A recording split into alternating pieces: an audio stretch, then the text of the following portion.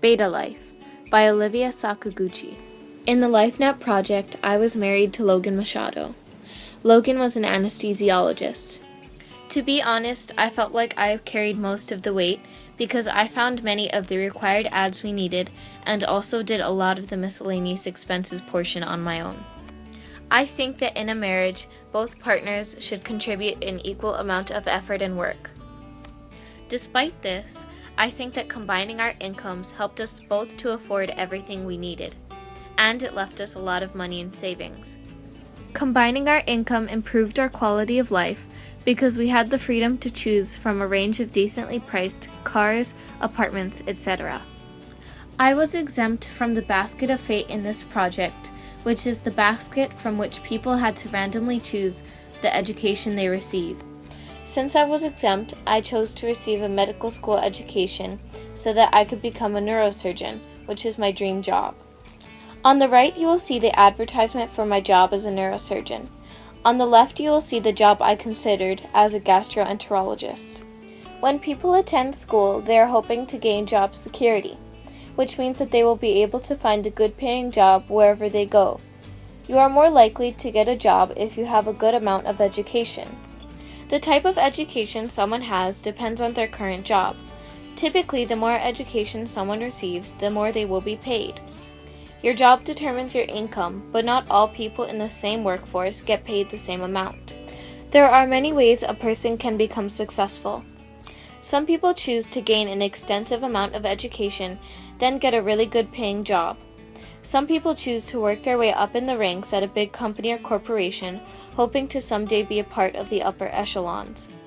Others choose to go into a job in the arts, hoping to make it big by using their talents.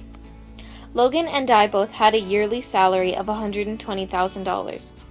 This means that our combined yearly salary was $240,000. Both of our gross incomes were $10,000 a month. However, Logan's net income was $5,300. My net income would have been $5,300, but I had to spin the wheel of fate, which simulates real-life situations. When I spun the wheel, it landed on job loss minus 1 month's salary, which means that instead of my net income being $5,300, it was now $4,858.33. We both had to pay $4,700 in monthly taxes since we both earned more than $100,000 per year. We calculated our monthly taxes by multiplying our gross income by 47%. I have learned that taxes go to the government. They pay for all of the utilities that the U.S. government provides us with. They also include Social Security deductions. I learned that taxes can affect people in a big way, because when Logan and I paid taxes, it took away almost 50% of our combined income. This has taught me that taxes are a big factor in people's way of life.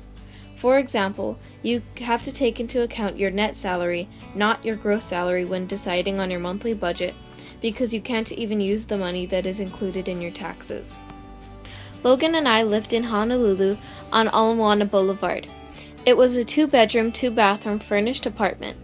It was 1,349 square feet and included many amenities in the building. The house on the right was the one we purchased. The rent was $2,250 per month, including utilities, which were $200. We decided to rent this apartment because it had enough space for both of us. The apartment was also fully furnished, which saved us a lot of money. The neighborhood was safe and also centrally located in town. This means that it was relatively close to both of our jobs. Another really important factor when buying the apartment was the fact that it had 2 parking spots within the apartment building. All of the things I have mentioned are factors that are involved in buying or renting a home. Some people even think about the potential it will have when it is eventually sold. Logan and I bought a car and a bicycle. Logan had to drive to work, but I didn't have to since my work was only 2 miles away. We bought a 2015 Honda Fit for $18,360 and an electric Atani bicycle for $500. We paid off the car in 36 months and the bike in 12 months, which in total was $800 per month. This included insurance, which was $90, gasoline, which was $150, and maintenance, which was $50. We decided to get a new Honda Fit because it was reliable, decently priced, and a good size. It is good with commuting and has pretty good gas mileage. We got the Electra Townie bike because it was electric, looked nice, and was well built. I think that reliability and safety are really important factors when buying a car. Some people think that looks and fashion are very important too. Other people think that size is very important, whether they need a really small or really big car. We had to plan a week of menus in the LifeNet project. Most of these meals had to fulfill the My Plate requirements. An example of a day's worth of food that I planned is an omelette with berries and milk for breakfast, a ham Swiss and lettuce sandwich with water and carrots for lunch, and salmon, a salad, and fruit salad and milk for dinner. We spent $1,178.52 on food per month. We calculated this amount by multiplying our weekly food expense by 52, then dividing it by 12. Surprisingly, the most expensive thing we bought was a pack of frozen breakfast sandwiches. I also discovered that meat and seafood costs a lot. Bacon, salmon, and pork all had surprisingly high costs. To reduce costs, I could not buy any frozen foods, and I would have to shop only at stores with good prices. For the miscellaneous expenses portion of the overall budget, we had to buy clothing, things that would entertain us, and toiletries. For the clothing portion, we bought things like jeans, shirts, dress pants, and dresses.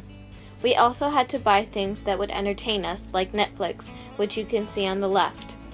We had to pay a phone bill, buy internet, buy household items, and buy soaps, which you can see on the right. We spent $161 on clothing, $143 on entertainment, and $287 on other necessities. Our net income affected what we could buy in the miscellaneous category because we had to have enough money left over for savings while still buying what we needed. If your net income is low, then you have to limit the amount of things you can buy in the miscellaneous category because not everything is something that you really need. If you earn a lot of net income, then you can afford to buy more things that you don't necessarily need, but you want. We usually bought the things that we did because they were on sale. Also, if we knew something was reliable and dependable, like the Verizon plan we got, then we would purchase it. Or if we knew that we could use it for a long time, then we bought it so that the cost would be worth it. We had $5,295.66 of overall monthly savings left over. This is a lot of money, and I feel like we could have possibly spent more in another category.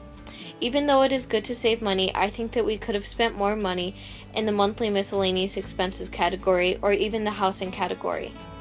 Although, I think this will give us a lot of freedom to choose how we retire.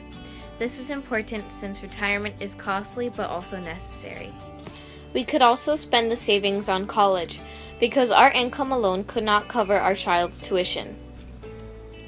The savings would also go towards any disasters that may happen. LifeNet simulates the realities of living as an adult, especially the expenses that everyone must pay as a part of everyday life. I have learned that living is not cheap, and I should not take advantage of the things I have. I have learned that money is easy to drain, but not easy to gain. I have also learned that any opportunity to save money is good. And I have realized that I need a lot of things in order to stay happy and to maintain my lifestyle. My advice to my future self and to others is that you always need to balance. Balance expenses, balance work and life, and balance the amount of things you buy.